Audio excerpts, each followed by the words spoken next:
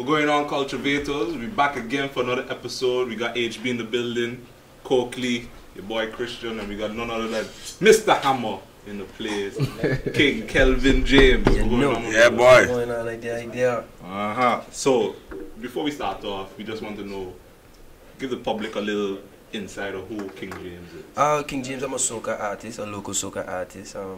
I grew up in St. Martin. I loved music from a young age. I went to school, primary school, Sister Magda, secondary school, Milton Peters. What else? I used to play in a band, district band, back in the day.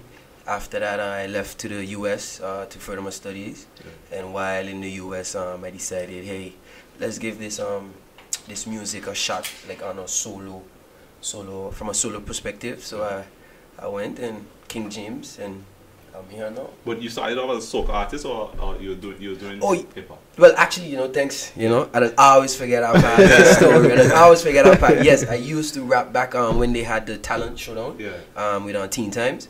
I was in a rap group. It was me, Zavern, and other guy. I can't remember his name. No shade. I apologize for that. But yeah, it was three of us. We were the Little Warriors. Yeah, we competed. I think it was 2 years we did it. Yeah, we went to New York and stuff. We did the whole Apollo and BT and everything. Yeah. But the thing with the rap game, it wasn't coming natural. To me, rap is two things. It's either you're a dope lyricist, or you rapping about your life. And when it comes to the lyrics, I wasn't a dope lyricist, and I wasn't living that life, to rap about. So I was like, you know what? Ain't organic. Exactly. So I was like, let me do something what idols do, and that is soca music. I go to parties, I enjoy, I love soca music, I have a good time, all of that. So I was like, soca is more the avenue for me. So I made that switch to the soca, and yeah. Yeah, I was reading up on your little history there. But not little history, your history.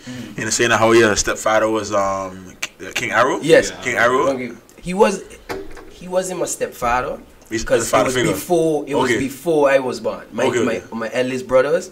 So, but still, we had that relationship like a father. I would call him daddy or whatever, Okay. But you more used to term stepfather when is after the fact, but it was before. So, but yeah, still nevertheless, like a father figure. Yeah. May he rest in peace. Yeah. And growing up, that's all where the music came up, because my brothers them were singing calypso. The young King Arrow, King Ashani and stuff. So all of that I was already around the music. From young. So it's a more natural transition to be the soca than being the rap game. Yes. That's a good look. So you went to school in Atlanta. Yes. And did you make the transition to soca in Atlanta, or it was still you was going to school? Were you rapping, or was it soca? Well, I actually made the transition before I went to Atlanta for school. I did it here. That was when we formed the band, District Band. It was me, Zavon, Calvin, Jalil, Tatiana, Nasmari, Makiba, Stefan. Let me see if I forget anybody. I apologize again. So yeah, it was all of us, some young kids, and we decided, hey, let's form a band, and we formed the District Band, and we did that. So I left for school the second year in the band. So while I was in Atlanta, I actually came back home for Carnival to partake in the different festivities during the Carnival time and stuff. So I actually made a transition before I moved to Atlanta. Because the Atlanta scene is the culture is very strong in terms of hip hop. Yeah. Did you find yourself saying like, hey, I ain't know about this soca thing, because... Listen, when I reached up there, right, it was like, because at that point, Gucci Man was just popping. Waka Flocka had just came out.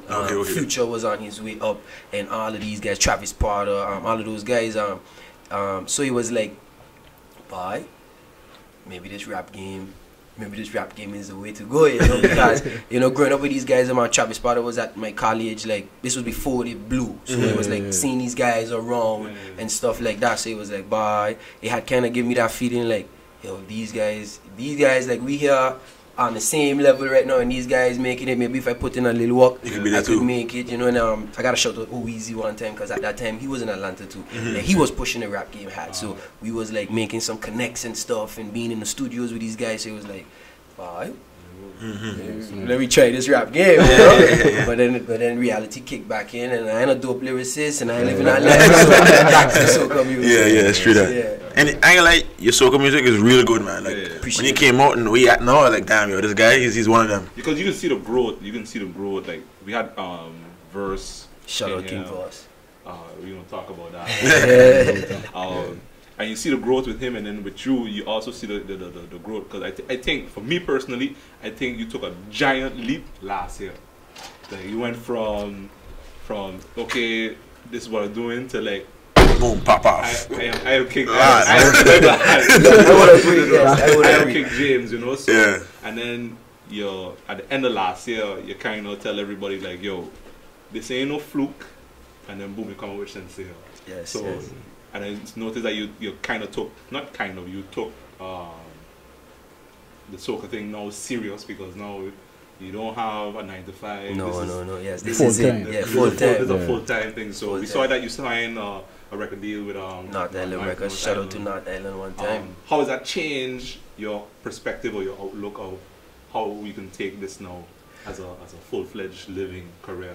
Okay, well, since I signed with North Island, what it's been is like I have that extra backbone now, that extra support, and I always had the support, but now it's like that support that these guys know what they're doing. You know, they know the game, they know the business. Yeah, exactly, especially on the business side. They know the business aspect. They know what to do, what not to do. You know, they made the mistakes, so they could now direct me, hey, don't do that because that ain't the way to go. You know, go this way instead. So with North Island, I feel like that extra support now in the game. Where I have someone who I have a team now who I can go to and be like, hey, XYZ, and they could direct me in the right way, and not that we saying down guessing like, boy, I think maybe if you know, like these guys them know what is what, they know the business. Like I've learned so much working with these guys. I mean, like when I started the game, I didn't know anything about royalties much. I just know royalties are something that you get paid, but I didn't know the difference between intellectual property of the song to the master of the song to the you know, all of that stuff. You know, being around these guys,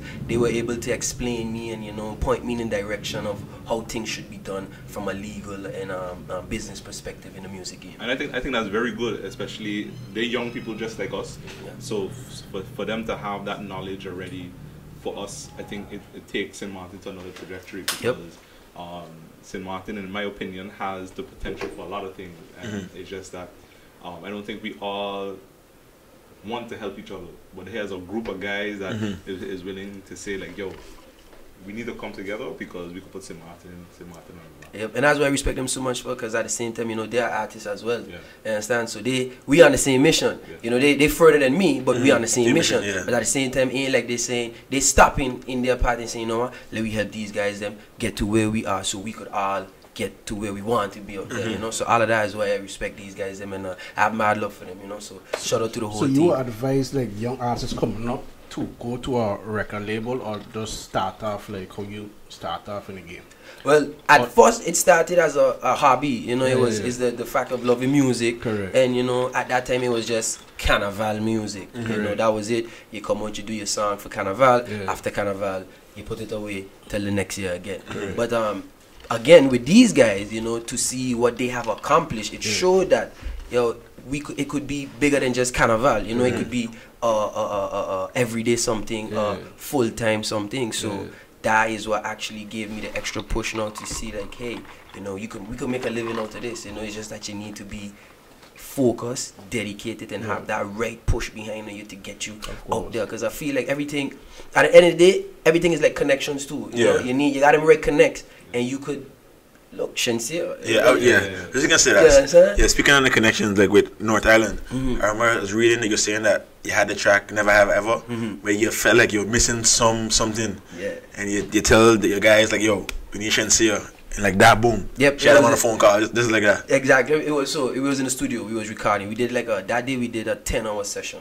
The song was done 10 hours. The song was done from scratch. Like we didn't went into the studio with nothing. Like, from scratch, we sat down.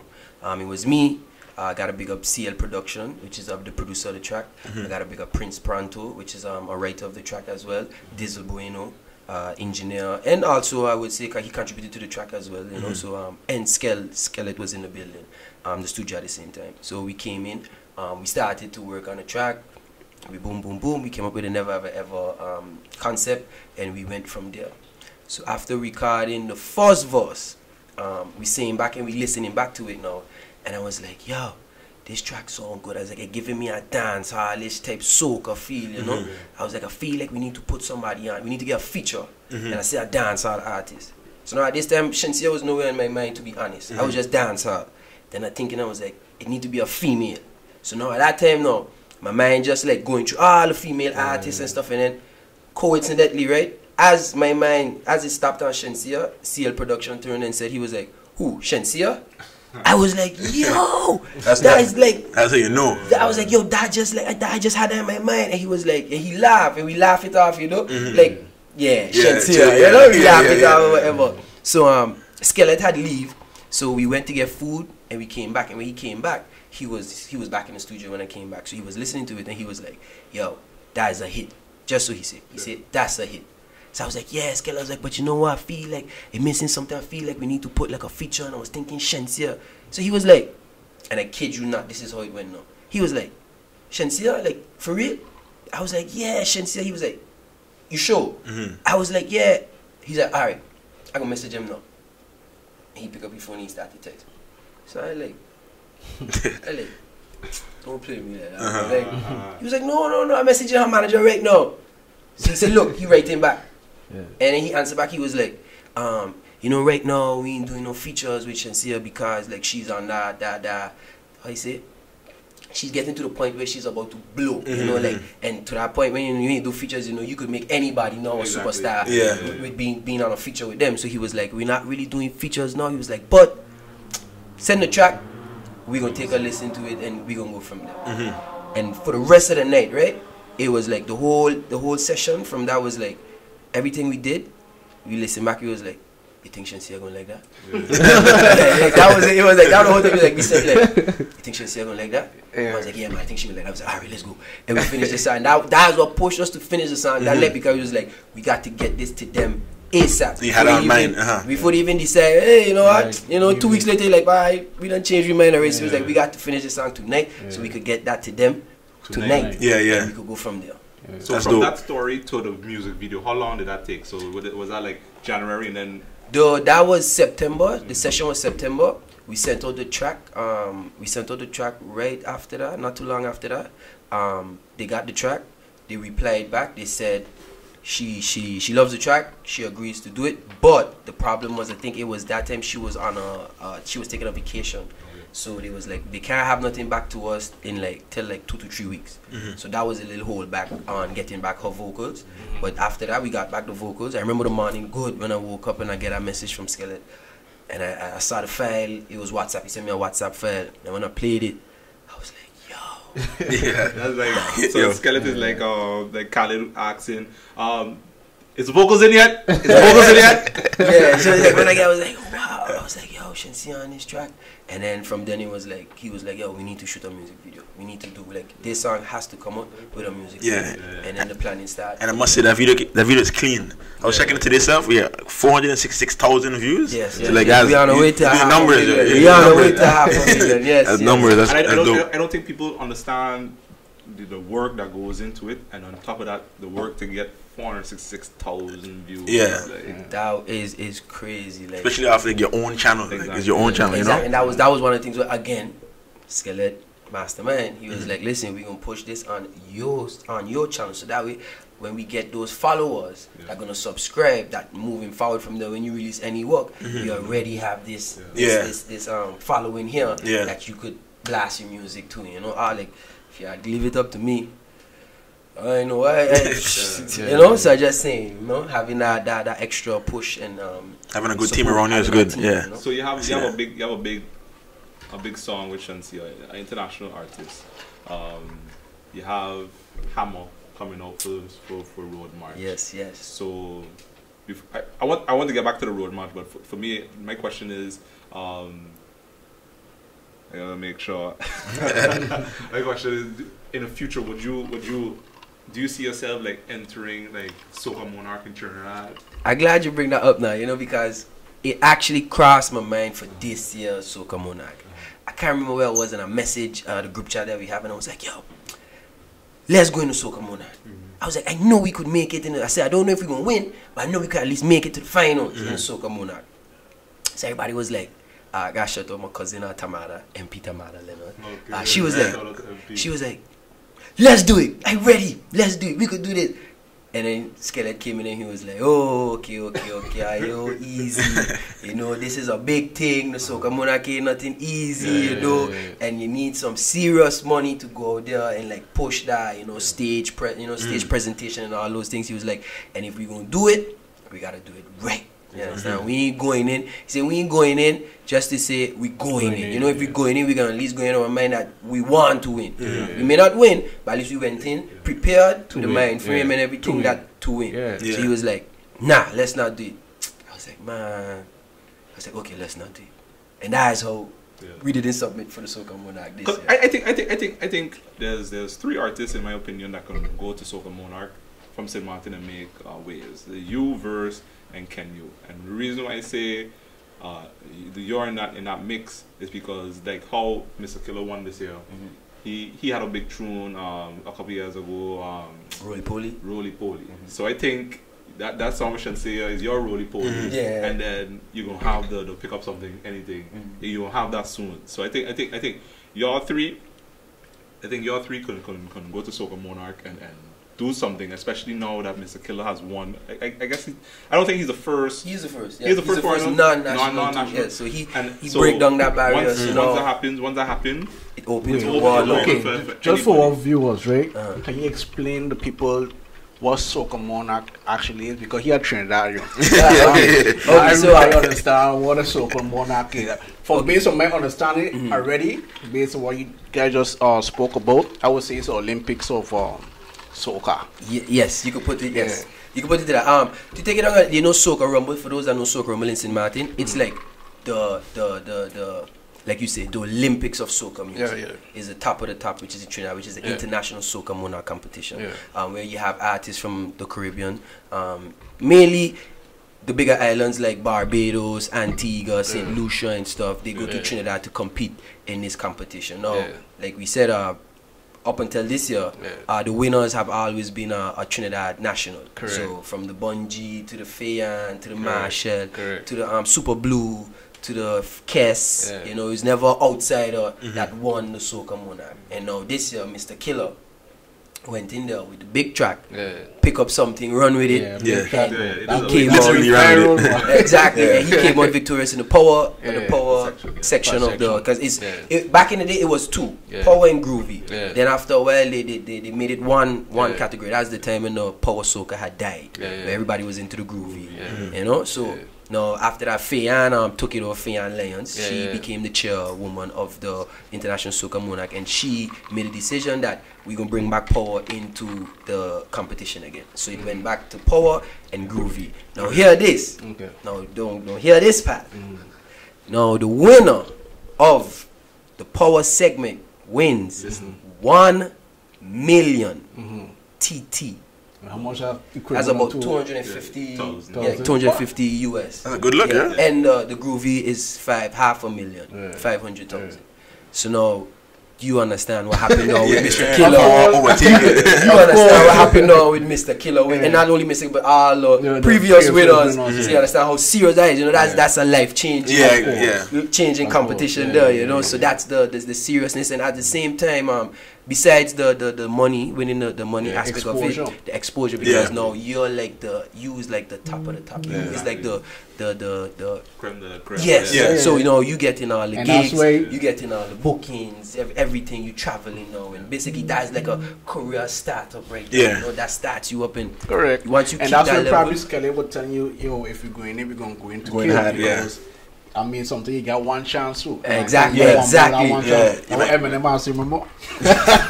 Like, don't take me this about Eminem, but anyways. And, you know, and I know from the show you ain't really a big J fan, but you have to make a decision at the end of the show who you put it. But you have to make a decision. No problem. So okay, we get into road march now. Road march. Let's go. I'm ready. The road march control verse, boy. Yeah. So Boom. He threw me off there with that control verse, right? Yeah, wait, is that what it is? There's a lot of shots being thrown. I think this, for me, this is the first time, I don't know if anybody else, that for me, Road March has been interesting. Because in the last few years, I guess because everybody's young, I'm young, is my peers, I know you guys, so I'm like, okay, I have an interest. But this year, there's some shots has been thrown. Yes. I don't know who initiated the shots. Okay, King initiated, because we heard Hammer, and yeah, but I didn't know if Hammer, because I was away, so I didn't know if Hammer came up first or Soca Dreams. You mean Soca Nightmare? Shots being fired. Shots fired. Oh no. Soca Nightmare. Soca Nightmare. So I wasn't too sure which one. Hammer was released first, and then the Soca Nightmares came out after. So is this friendly sparring, or is this 12 rounds undisputed king of the world's going on? It's friendly sparring up until April the 12th. Oh. Understand? On April the 12th is a fight. It's a fight. It's a knockout.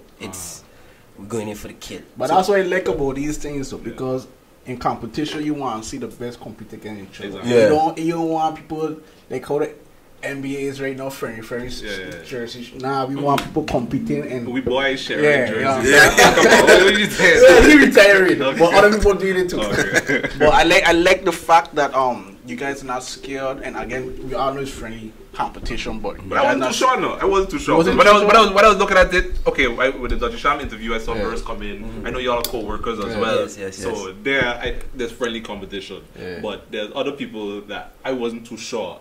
You know, so I'm gonna leave it finish. No, I ain't commenting on that. I mean, I know I feel like overall it's friendly competition. Of course, you might have a little.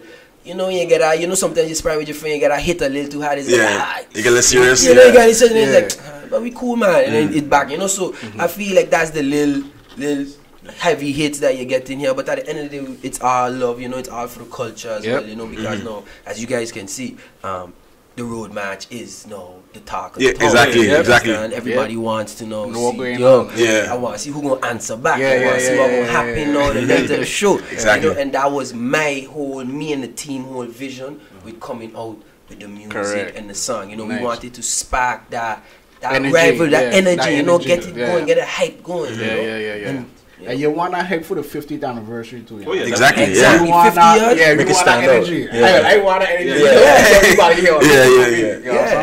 here. So for me, again, I going back to the sparring. For the individuals that taking it a little bit more serious, you want to comment on that? Just relax, easy. We always have fun. So we ain't gonna call no names, but the individuals that taking it a little personal, do you even view them as competition? Well, you see, that question. Okay, we go. Because I view everyone as competition. That's what I mean. I don't sleep on nobody. You understand? Because you never know. You understand? So I view everyone as, even the smallest of the smallest person who you feel like body ain't making no noise. You never know, because you can have all the hype and everything leading into the competition, but at the end of the night, it all comes down to what you do that 5-6 minutes on that stage there. You understand? So you could have created the biggest hype leading up to the show, and then if you don't deliver in that 4 to 5-6 minutes on stage, that's for nothing. Exactly. You understand? So that's what I'm saying. I don't sleep on nobody. So I view everybody as competition, but I just let you guys know again, it's all fun. You understand? Don't take it personal. Don't take it to the point where it's like, I ain't talking to you no more. And again, just to say this.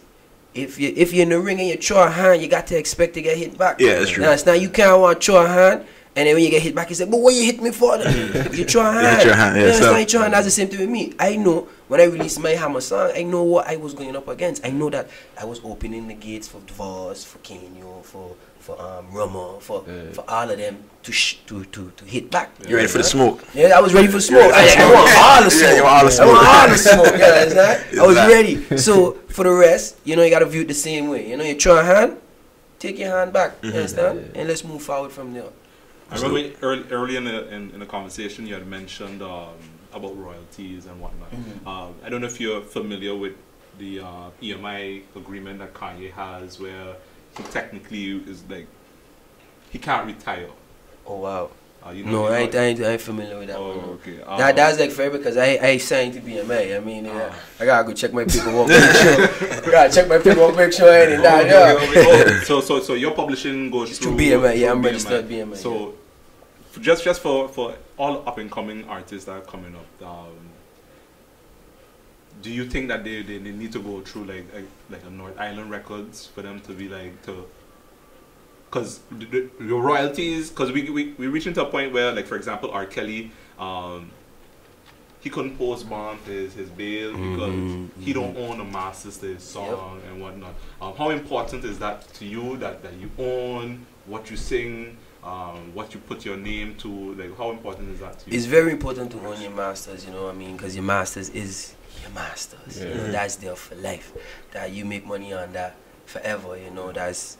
Again, so it's very important to own your stuff, and that's why having a group like North Island Records is important, because a lot of us do not know the ins and outs of this writing. I mean, I believe I still only know a little fraction of it. You know, there's a lot more to it if you really want to go in depth. You know, and having people like North Island there to guide you. Because you got some people too that don't really care about that. Listen, I just want to make music. I want to go to the studio, record, and put my music out. I don't really want to care about what the paperwork is. And you need, so when you have people there to handle that for you, and people that you can trust, you know, people that are trustworthy to handle that for you, it takes that added weight off of your shoulders. You understand? And again, these guys, they learned the hard way. So they know what to do and what not to do, because they fell in their journey. They took all the arrows. They take all the beams. That's how to be able now to sit again and how you say, guide us in the right way. So again, yes, having people like North Island, I ain't saying you need to send out your resumes to North Island, okay? We good. We good. That's right, man. But you know, having those guys in there, it's a plus. You know? It's a plus in the business. So we're heading down to the end of our conversation. So there's a couple questions that we ask every guest. There we go. The producer saying that we have more time. So after I ask this question, we'll get into another conversation. No problem. Your top 5 rap artists. Top 5? Your top 5 soca artists. It could be local, international. What you listening to in the car? Okay. Top 5 rap artists. I'll say 50 Cent. I'll say Future, because I was a big Future fan. Living in ATL, you know, that's all you was hearing. Future. Who else? I want to go back. Let me see who else. I just wanted to let you know, if you say Eminem, you gotta say Jay.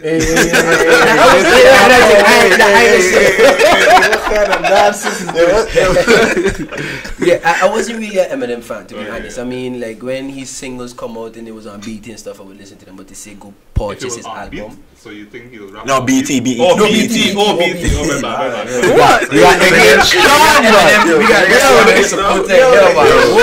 Because you got slapped right there. I know, right? Oh. Who else? So I got 50 Cent, I got Future. Three more. Trying to think. Don't leave Christian influence you. I know, right? Y'all want to say Eminem, I'm going to add it to the list. 50 Cent, Future, Ludacris. Yes, Ludacris, dope lyricist. Yeah, definitely. Who else? Let's go over to the West Coast. Let me see. Anybody know West Coast? Help me not short some names. The thing is, you know, rapping really on my mind. That's it. I ain't want to just call. Let me cut top 3. Top 3. Let's go to soca. Okay, soca. But I can get more than 5 minutes. Soca. I can keep it going. Okay, 5. Let me give you. I give you Bungie Garlin. I give you Skinny Fabulous. I give you Faye and Lions. I give you Marshall Montano. That's 4. That's 4. One more. Yeah, at least I can keep going. One more. You can say yourself too, no? Yeah, you can say yourself. Yeah. I ain't want to say. Nah, you can say yourself. Like if you think you there. you know, I want to say Red Eye Crew, you know, but they're not classified as soca artists. You know, they're like a world genre. They do everything, a little bit of everything. You know, so but big up Red Eye Crew one time. You know, big up yourself. One more, and let's say Destra, because Destra is a female, you know, and she did a lot for the game as well. You know? So I gotta pick up Destra. And what are you listening to in the car right now? Right now, I'm listening to King James. Which King James. I'm listening to Hammer. I'm listening to Jukin Me, and I'm listening to My Team Lit. Those are my 3 singles for that. That's the Jukin Me is my groovy, Team Lit is my power, and Hammer is my road march. So I know last year you had shirts. Yeah. Do you have shirts this year? Yeah, we're gonna have shirts this year. We running a little behind schedule, but we're gonna have shirts this year. Don't forget to forget yeah. Culturevate. No, I ain't gonna forget you guys. I ain't gonna forget you guys. Yeah, for sure. I got you. All right. So another question I wanted to ask, and is about Soca Rumble. Not Soca Rumble. Road March last year when Dr. Sham made that Steve Harvey moment. He apologized for it. I had my opinions of it. Shout out to Dr. Sham. It didn't leave a good taste in my mouth. I was there at Soca Rumble. I was there, and as soon as I heard that, I was like, damn, boy, they robbed King James, and then they was like, oh, hold up, and I was like, everybody was like, what? So for me, it's like, how do you feel about that? Because I'm pretty sure you couldn't really enjoy your win. And wait, not to cut you out, but I wasn't the same as Steve Harvey. Yeah, it was the same. That's what that would make it so. Initially, say they might do that for spite. I thought it was for spite. Yeah. That's why I said shout out to Daddy Sharp. I don't want him to make it seem that we come on the show. Yeah, we want you on the show, bro. Just now. Okay, good. So we're just gonna explain the mishaps, but since we can have him come through. No, because I want to know your experience. Because for me, it didn't happen to me, and I went home thinking like, yo, if that happened to me, yo, I couldn't enjoy the win. Like, I know you got a little change and whatnot. I mean, I cried spending the money, but you know, but you know, how you felt about that? Yeah, shout out to Dirty Sham. To be honest, it didn't really affect me in a big way. Why? Because it was like at the end of the day I won. Yeah. So, but what it did was it changed the initial outburst of, you know, when it's like, and the winner is, had it been my name the first shot, my reaction would have been totally different, because it's like, whoa, I win, you know. But after the whole confusion, and it's like, whoa, wait, hold up, I made a mistake. So that was like, okay, what happened? You know, it is like at this point now, when he getting ready to announce the real winner, you know, my team and everybody start jumping up, and at this point I like, yo, you take it easy, because he just called the wrong name just now. So you don't need to, like, I want to hear my name first, and then I gonna start celebrating. So I think that was the only thing that it changed, was the initial reaction of winning. But for the rest, we win, right? We win, we get a trophy, we take a picture. You get a throne. You know, exactly. So again, shout out to Dirty Sham. Yeah, shout out to Dirty Sham. Each artist has a big following. You have a great following, because all through my Facebook, when you was on Dirty Sham, I was just seeing hammers. Wait, just a disclaimer, you know, for everybody. Any of those competition, you see them talking smack or anything, just drop a hammer. Just drop a hammer. They go, listen, you don't even need to say nothing, just drop a hammer, and they don't know what's going on, alright? Just silly idea. So the artists are taking this as friendly banter, friendly sparring. But you can't control your supporters. Are you telling your supporters, guys, remember, this is just... Yes, and that's why I said it in the track at the end. I was like, they was like, King James, I know you're into carpentry. I was like, no, I man don't do carpentry. When I say hit him with a hammer, I mean I can hit him with the vibes, the lyrics, and the rhythm. You understand? So at no point do you guys take this serious. You know, we don't want no real hammers. You know, we use the hammer as a metaphor. You understand? So when I mean pong them, I ain't literally not going to pong them with an actual hammer. I'm going to use the lyrics, the rhythm, the vibes to pong them down that night on road match. Okay, so all my supporters, everybody out there, this is all fun and games. I don't want you seeing Voss and hitting him with no hammer. I don't want you seeing King, Roma, none of them guys ever doing that. You know, this is all a friendly rivalry for fun, you understand? So please, just keep it fun. Okay. Leave it to you more to come. Exactly. Alright guys, I was King James, Mr. Hammer, 2019 Soca Monarch. Oh, yeah, sorry, not Soca Monarch. No, but I'm going to Soca Monarch. You're going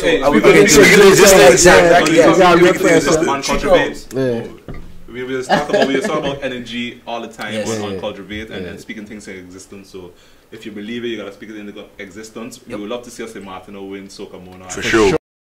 Alright, Culturevators, thank you for tuning in. You got your boy King James, HB, Coakley, Christian. Thank you for tuning in. Don't forget to like, subscribe, and comment. Yeah, the cover. Shout out. Culturevate.